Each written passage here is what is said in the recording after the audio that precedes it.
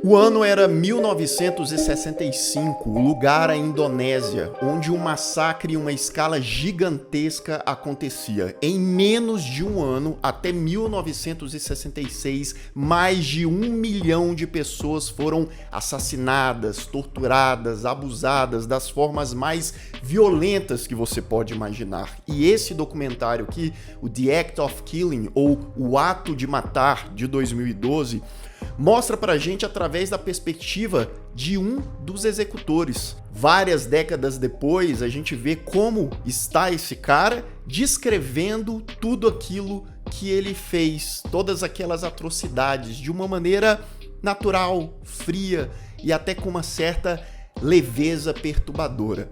E afinal de contas, que diabo de filme é esse?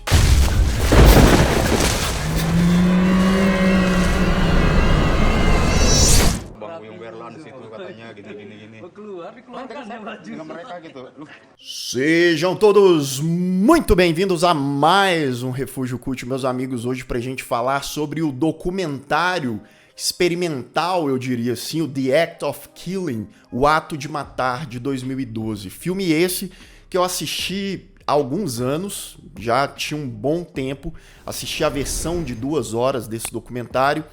E depois de pensar bastante, eu falei, eu quero revisitar esse filme, porque eu acho que ele tem muito a dizer, ele é um filme complexo, ele é um filme que divide muitas opiniões por perspectivas diferentes, e eu acho que não seria diferente disso, porque uma obra como essa, ela confronta e ela existe para deixar a gente desconcertado mesmo, né? Deixar a gente até meio confuso, dependendo do contexto. E aí eu falei, se eu vou rever esse filme depois de muito tempo, e não é um filme fácil de rever, porque é pesado, é tenso, é perturbador, é triste, por assim dizer, eu falei, eu vou ver a versão do diretor, que é uma versão ainda maior, que inclusive tem aqui no YouTube para você assistir, tá? 2 horas e 40 mais ou menos, tem quase 40 minutos a mais do que, né, a edição que rodava por aí. E sim, esse vídeo aqui terá vários spoilers, eu preciso adentrar em momentos do documentário, já fica avisado, se você quiser assistir,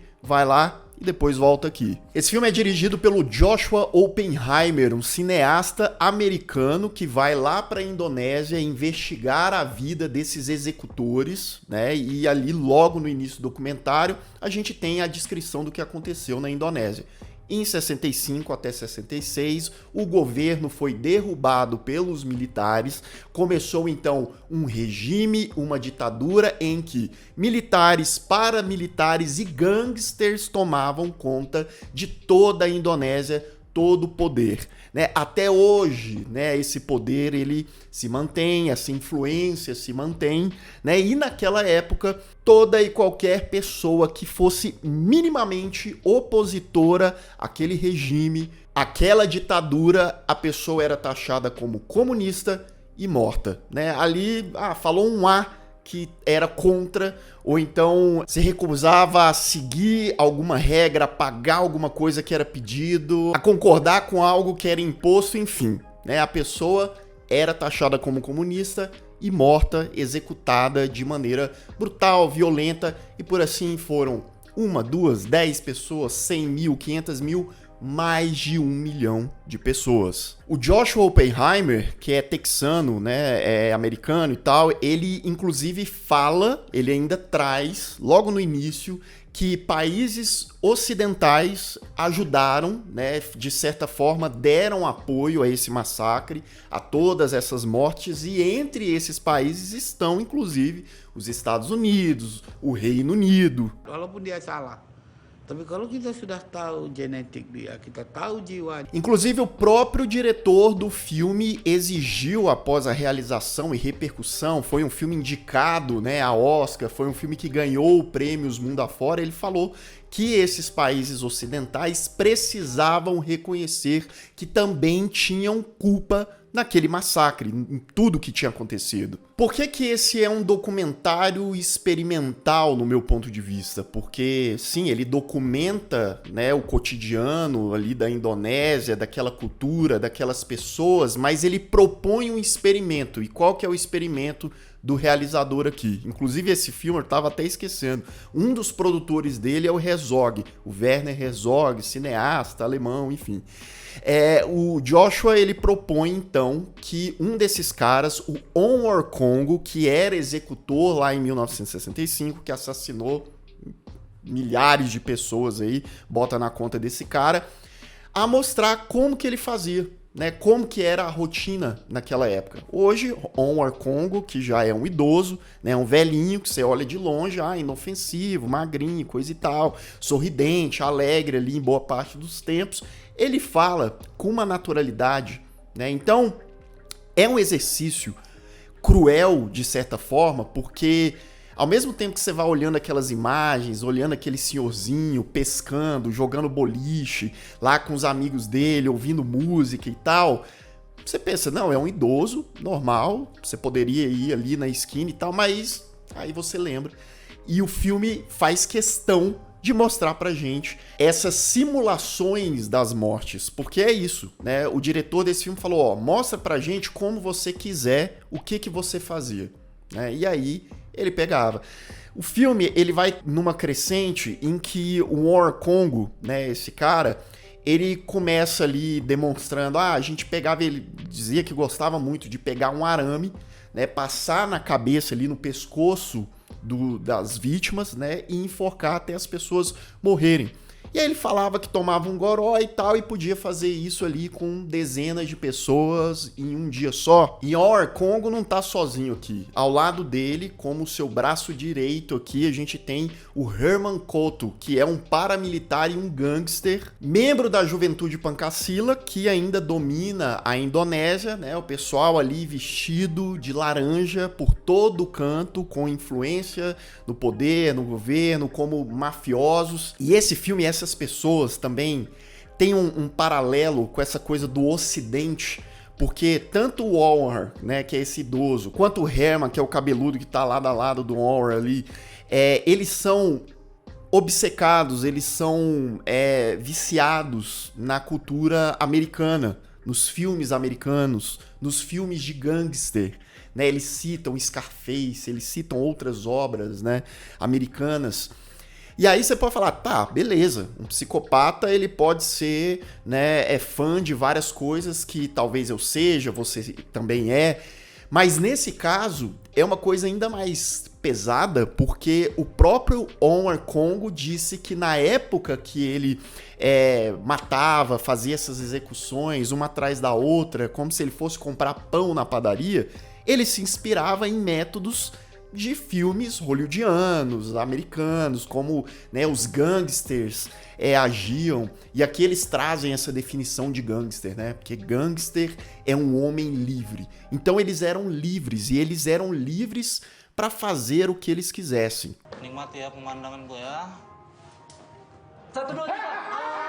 Esses caras, inclusive, mencionam Al Pacino como uma figura de exemplo nos filmes que ele era gangster e trazendo aquilo para a realidade da Indonésia e eles matando como se não houvesse amanhã. Então, é um negócio tão pesado, onde que eu poderia tentar mensurar um pouco as coisas, né? E tem gente que não gosta desse documentário porque fala que ele humaniza, né, esses assassinos e tal.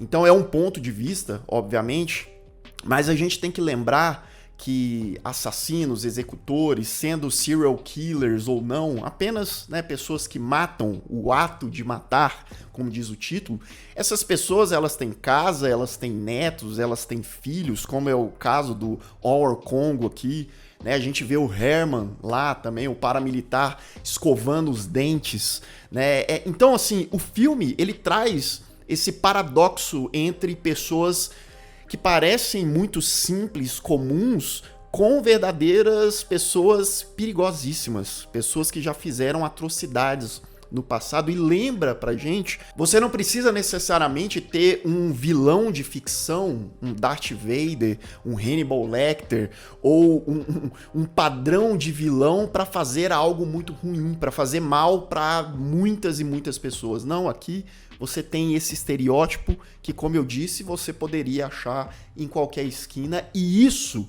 é extremamente assustador. Eu tenho que lembrar também da metalinguagem que esse documentário faz, e mais uma vez trazendo para esse fator experimental dele, né? Porque eles estão fazendo um filme dentro do filme. O War Congo, o Herman estão lá gravando vários takes, né? Porque eles acham que estão gravando ali um filme que vão mostrar um pouco da trajetória ali do que aconteceu, das mortes e tal. E aí, mais uma quebra e mais uma coisa bizarríssima, porque, por exemplo, o idoso, o War Congo lá, ele se passa pelas vítimas que estão morrendo também. Ele atua, os caras atuam dentro dos filmes, né? Então ali a gente vê eles naturais no seu cotidiano, mas ali eles também servem de atores para aquele outro filme que eles estão fazendo. Vocês entendem que maluquice, que complexidade é isso? E de certa forma, esses caras, eles levam isso com tanta tranquilidade e leveza que eles estão brincando, né? Tem pouquíssimos momentos nessas 2 horas e 40 de The Act of Killing que eu assisti que o Warren Congo bate ali uma coisinha, sabe? Bate ali uma espécie, talvez uma fagulhinha de ressentimento, quando, por exemplo, com outro cara, um outro executor, quando eles estão pescando e durante a pescaria eles falam, lembra que a gente matava não sei quantos e tal. E aí o Warren Congo fala, a verdade é que eu não consigo dormir direito, eu tenho problema de insônia, eu fico lembrando da cara do povo que eu matei e tal. E depois de muito tempo que tem essa quebra, porque até então o cara ele falava com certa naturalidade, aí eu pensei, opa, peraí, então o cara ele tem pesadelo, então o cara dorme mal, então o cara isso. E o colega dele, o Adi, ele fala pra ele, você precisa ir no psiquiatra, né? Você precisa olhar isso, não é? Eles estão mortos, todo mundo que você matou, tá todo mundo morto. Eles não podem ser maiores que você tá vivo, né? E aí o cara fala, eu ir em psiquiatra, isso é coisa de maluco e tal. Então é tanta coisa que vai entrando nesse contexto, e é por isso que a gente tá diante de uma obra que bate tanto, né? Que se a gente for parar pra pensar.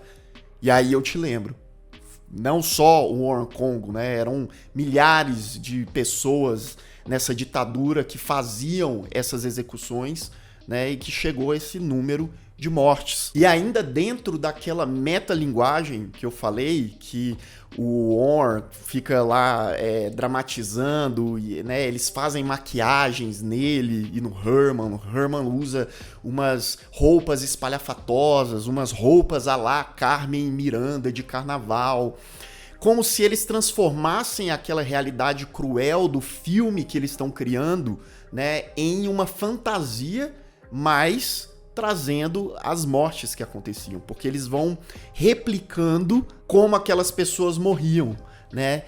E aí, como o Warren Congo, ele é colocado no papel das vítimas também, ele é torturado, né? Ele pede pelo amor de Deus, eles colocam ele como os que eram chamados de comunista lá, né? E aí depois, quando eles gravam, e de vez em quando o documentário mostra que eles estão assistindo ao próprio filme que eles estavam gravando, o Warren fala assim, eu me sinto melhor. Quando ele se vê torturado na tela, ele fala, eu me sinto até mais leve. Uma coisa surreal, absurda, como se para aquele idoso que já tinha matado tanta gente, o fato dele ter protagonizado ali cenas em que fingiam estar torturando ele, tirava um pouco da culpa dele. Vocês conseguem entender? Isso acontece mais de uma vez nesse filme, né? Tanto é que mais pra frente no documentário, o Warren tá conversando com o Joshua, né? A gente nunca vê o Joshua Oppenheimer frente câmera, mas sempre por trás, conversando ali com algumas dessas pessoas. O Warren fala, quando eu tava gravando essa cena, quando eles estavam fingindo que estavam me batendo, me torturando, eu senti medo. Eu senti de verdade um medo, uma angústia tomando conta de mim. Era assim que as pessoas que eu matei, que eu torturava, que eu abusava, sentiam? E aí o diretor, o Joshua, fala, sim, eles sentiam medo, mas o medo deles era muito maior que o seu. Porque, ao contrário de você que não morreu, que está aqui conversando comigo, eles morreram. Eles foram realmente machucados durante horas, durante dias, né? E aí depois, isso, né, depois da gente ver o Warren falar tantas e tantas vezes o que ele tinha feito e refazendo ali os atos, né? Lá na frente aí ele chora. Ele chora na frente depois que o Joshua fala isso pra ele, o diretor. Mas eu, particularmente, não vi uma lágrima caindo, sabe? É um choro. Qual será a verdade daquele choro? Né? Até onde a gente pode acreditar numa fagulha de arrependimento dessa pessoa? É complicado.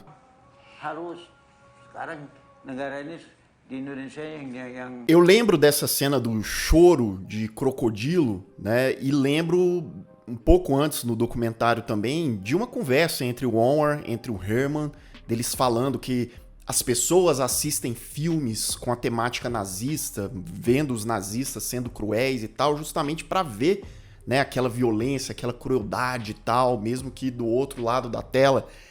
E que o que eles faziam, isso da boca dos caras, eram ainda mais cruéis e piores do que os próprios nazistas, né? Então, para você ver o nível da coisa. É um orgulho estampado na fala, no peito, na cara deles ali, do que eles fizeram. Eles tinham realmente orgulho de tudo aquilo, né? Das ruas pintadas de sangue lá em 1965. Né? E aí você pode, de alguma maneira, não sei, acredito, tomara que isso não aconteça, tá? Torço de verdade, relativizar isso de alguma forma, mas no meu ponto de vista é simplesmente impossível. A maneira é assim, de tantas formas, é desumano, é monstruoso, né? Lá os paramilitares lá da juventude se reunindo e relembrando que as ruas, eles amarravam a galera nos carros e saía arrastando pelas ruas, né? Um monte deles. Um outro maluco que andava com a gangue dele, né? E falava, olhava para uma mulher ou olhava ali para uma menina, 14 anos, tinha cara de comunista, então eles iam lá, atacavam, abusavam a noite toda, ou talvez por dias, né? Então, para eles ali, esse era um conceito de homem livre, de gangster, de liberdade. Mas olha só essa liberdade. Essa liberdade a custo de quê? De quem? De quantos?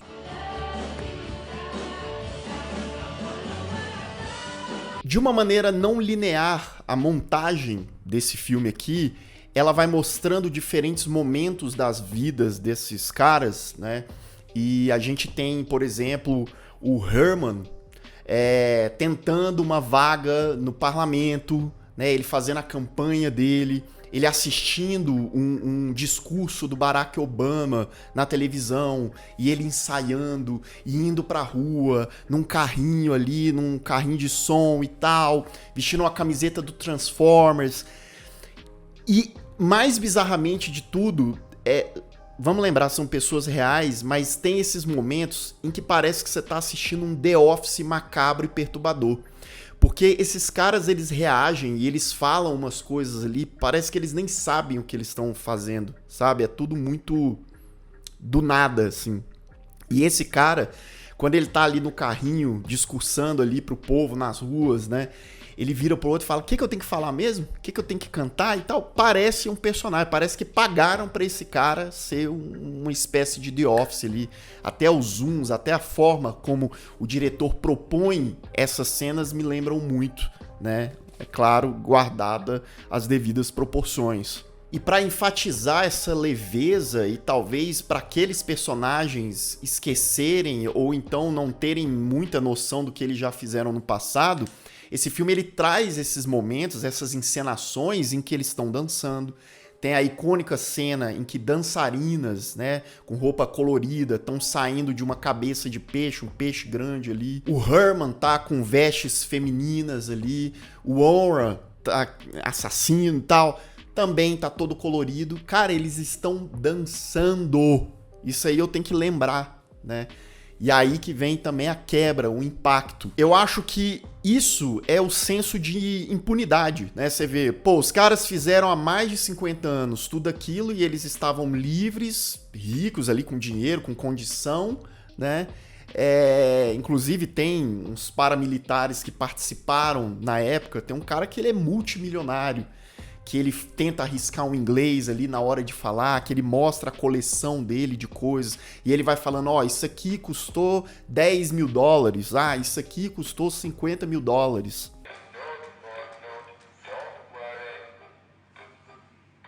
Esses caras, eles dançam, eles riem, eles brincam, eles encenam, porque eles sabem que nada vai acontecer, nada aconteceu em tantas décadas.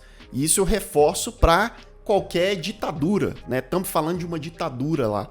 Então, são ditaduras que fazem pouquíssimos homens livres a custo de tantas mortes e tanta miséria e tanta violência de tantos milhões, né? Omar Congo, Herman, a Juventude Pancasila participam de programas de auditório na televisão, contando seus feitos de... Inclusive, o próprio Omar, ele aumenta o número de execuções na televisão, ele passa de 1 milhão e pouco para 2 milhões e meio. E para mim, uma das cenas mais fortes desse filme é quando, no meio de um matagal ali, isolado, eles chamam, né, pessoas para serem figurantes, para eles encenarem uma cena de incêndio, né, com idosos, mulheres, crianças, né, chorando. Os ângulos que a gente tem ali realmente fazem a gente acreditar que aquelas pessoas estão morrendo, que aquele fogo está acontecendo, né? O que conversa... essa é a vez que eu acho que o filme, através dessas encenações, que muitas vezes são canastronas, por conta, né, dos caras lá brincando em cena e vestidos de maneira espalhafatosa, essa cena, ela se aproxima, assim, de uma realidade. E ela se aproxima tanto de uma realidade, né, que pessoas, depois que o pessoal fala, corta, pronto, deu,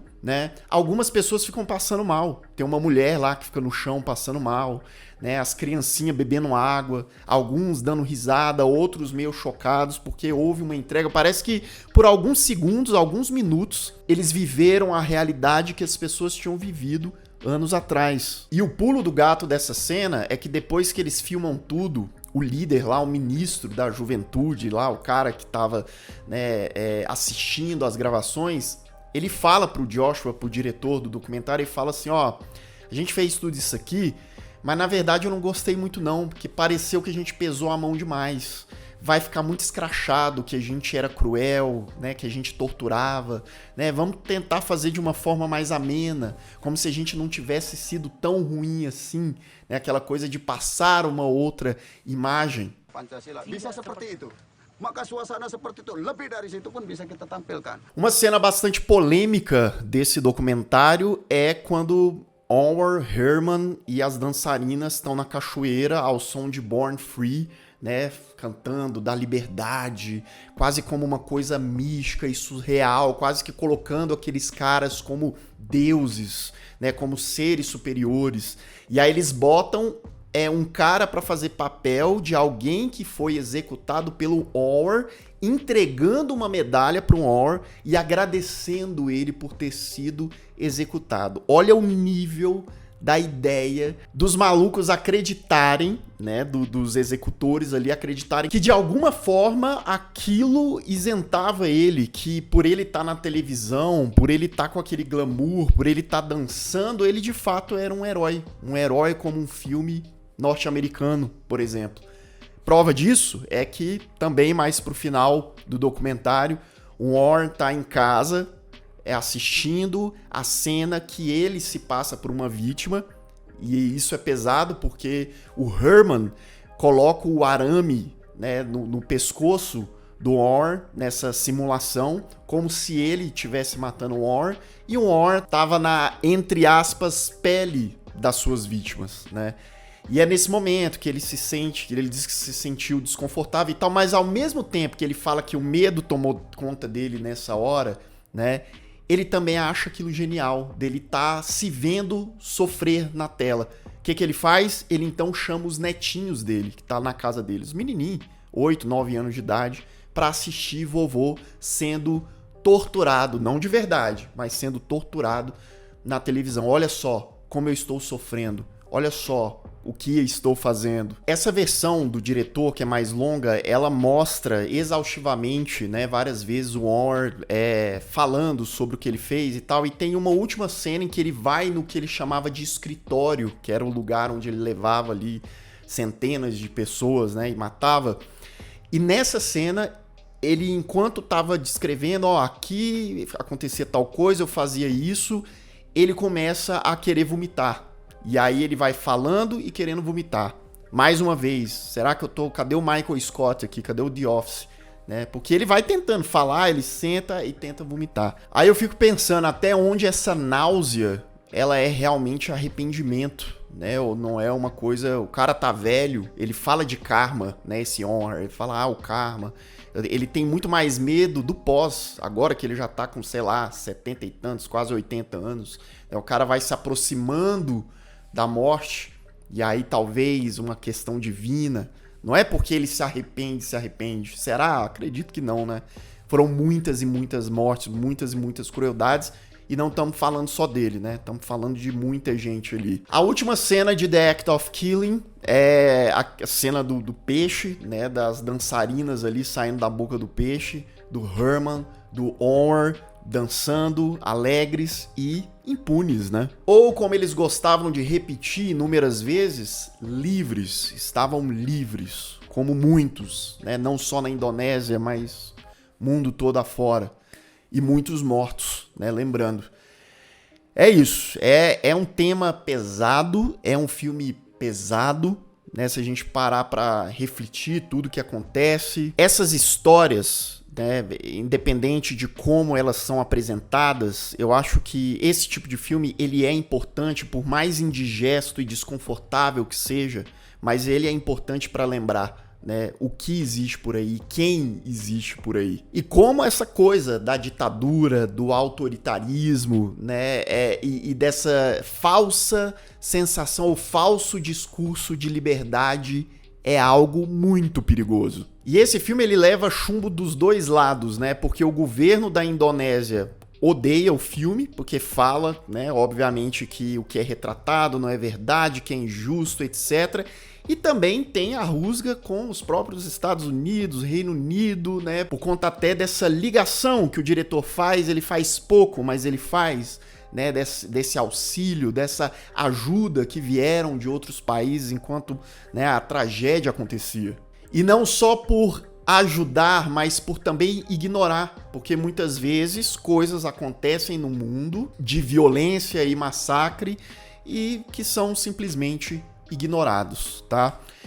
Bem, é até difícil dar uma nota para o ato de matar, mas eu dou uma nota 8.5 pro filme. Uma experiência definitivamente marcante e, como eu disse, né, conflituosa. Ela sabe, ela existe para criar esse conflito e para lembrar, e de memória, que é algo importante, né? Inclusive, o Joshua, o diretor, é também responsável pelo documentário The Look of Silence, que é de 2014. Pode ser que eu traga aqui em breve. Diga aí nos comentários se você quer e diga o que você acha dessa obra, desse tema. Muito cuidado nos comentários. Vamos ter respeito, vamos, né, ser equilibrados, porque a gente sabe que é uma temática delicada, mas que precisa, né, ser debatida sim. E se você ainda não é inscrito aqui no canal, se inscreva aqui embaixo, clique no sininho para receber todas as notificações e deixe o seu like, que ajuda muito o Refúgio Cult. E eu vou ficando por aqui, caso você tenha perdido os últimos vídeos do canal, ó, estão aparecendo bem aqui do meu lado, é só clicar e assistir caso o YouTube não tenha te mandado. Um grande abraço e até mais.